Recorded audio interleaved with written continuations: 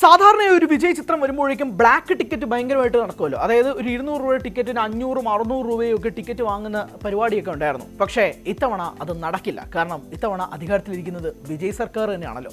വിജയുടെ ഏറ്റവും പ്രധാനപ്പെട്ട ഒരു മുന്നറിയിപ്പ് വന്നിരിക്കുകയാണ്.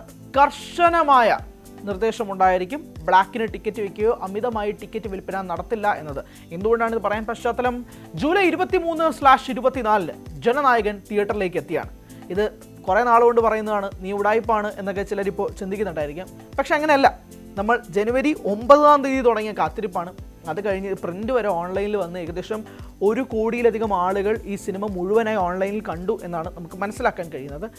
എന്നാൽ പോലും ഈ ചിത്രം തിയേറ്ററുകളിലേക്ക് റിലീസ് ചെയ്യാൻ പോവാണ്. എത്ര പേര് ആകാംക്ഷയോടെ കാത്തിരിക്കുന്നുണ്ട് എന്നതറിയില്ല. പക്ഷേ ഒരുപക്ഷെ വിജയൊക്കെ അധികാരത്തിലേക്ക് എത്തിയ മുഖ്യമന്ത്രിയായി ഇനി വിജയുടെ ഭാഗത്തു നിന്ന് ഒരു സിനിമ ഉണ്ടാവില്ല. അപ്പോൾ അദ്ദേഹത്തിൻ്റെ ഒരു അവസാനത്തെ സിനിമ, 69ാമത്തെ സിനിമ തിയേറ്ററിൽ കാണാൻ ആഗ്രഹിക്കുന്നവർക്ക് വേണ്ടിയിട്ട് ഒരു മെസ്സേജ് പുട്ട് ഫോർവേഡ് ചെയ്തേ ഉള്ളൂ. ജൂലൈ 23/24 ഉണ്ടാകുമെന്ന് അറിയുന്ന ശ്രീലങ്കൻ ഡിസ്ട്രിബ്യൂട്ടേഴ്സ് ഉൾപ്പെടെ എക്സൈറ്റഡോടുകൂടി എക്സിൽ ഉൾപ്പെടെ അവരുടെ പോസ്റ്റുകൾ രേഖപ്പെടുത്തിയിട്ടുണ്ട്. അതിൻ്റെയും പശ്ചാത്തലത്തിൽ കൂടിയാണ് സംസാരിക്കുന്നത്. മാത്രമല്ല കഴിഞ്ഞ ദിവസങ്ങളിൽ ഇതിൻ്റെ സെൻസസ് സർട്ടിഫിക്കറ്റ് കിട്ടിയിരുന്നത് A സർട്ടിഫിക്കറ്റാണ്. 13 കട്ടുകളുണ്ടെന്ന് മനസ്സിലാക്കുന്നു. അതിനോടൊപ്പം തന്നെയാണ് വിജയുടെ ഭാഗത്തു നിന്നും ഈ കർശനമായ നിർദ്ദേശം. അതായത് ടിക്കറ്റ് നിരക്ക്, സാധാരണ ടിക്കറ്റ് നിരക്ക് എങ്ങനെയാണോ അതനുസരിച്ച് മാത്രമേ വിൽക്കാൻ കഴിയുകയുള്ളൂ.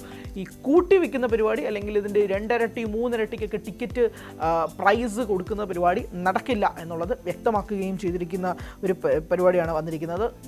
എന്തായാലും അതോടൊപ്പം തന്നെ വിജയ് ആരാധകർ വളരെയധികം കാത്തിരിക്കുന്ന ഒരു ചിത്രവും കൂടിയാണ്. ആ ചിത്രത്തിന് അതിൻ്റേതായ ഹൈപ്പോടുകൂടി റിലീസിനെത്തുമ്പോഴേക്കും സ്വാഭാവികമായിട്ടും കാണാൻ പ്രേക്ഷകർ ഉണ്ടാകുമോ എന്നുള്ളൊരു ചോദ്യം നിൽക്കണം. കാരണം ഓൺലൈനിൽ ഇത്രയും പ്രിൻ്റ് വന്ന സമയത്ത് ഏകദേശം 1 കോടിയിലധികം ആളുകൾ കണ്ടിരിക്കുമ്പോൾ തിയേറ്ററിൽ അത്രയധികം ആളുകൾ കൺവേർട്ട് ആകുമോ എന്നൊരു ചോദ്യവും ഉണ്ട്. പക്ഷേ ഏകദേശം ജൂലൈ 23 or 31 ഈ മാസത്തിൻ്റെ അവസാന ആഴ്ചകളിൽ തന്നെ തിയേറ്ററുകളിലേക്ക് ഈ സിനിമ എത്തും എന്നുള്ളത് മനസ്സിലാകുന്നു. ആ ഒരു പശ്ചാത്തലത്തിലാണ് ചിത്രം വീണ്ടും റിലീസ് ചെയ്യാൻ അല്ലെങ്കിൽ തിയേറ്ററിൽ ആദ്യമായി റിലീസ് ചെയ്യാനുള്ള തയ്യാറെടുപ്പ് നടത്തുന്നത്. KVN പ്രൊഡക്ഷൻസിൻ്റെ ബാനറിൽ വെങ്കട് K നാരായണനാണ് ഈ ചിത്രം നിർമ്മിക്കുന്നത്. നമുക്കറിയാം വെങ്കട് K നാരായണൻ എന്ന വ്യക്തിക്ക് വിജയ് ഇപ്പോൾ വളരെ ഒരു ടോപ്പ് പൊസിഷൻ അദ്ദേഹത്തിൻ്റെ ഗവൺമെൻറ്റിൽ തന്നെ കൊടുത്തിരിക്കുന്ന ഒരു പശ്ചാത്തലവുമുണ്ട്.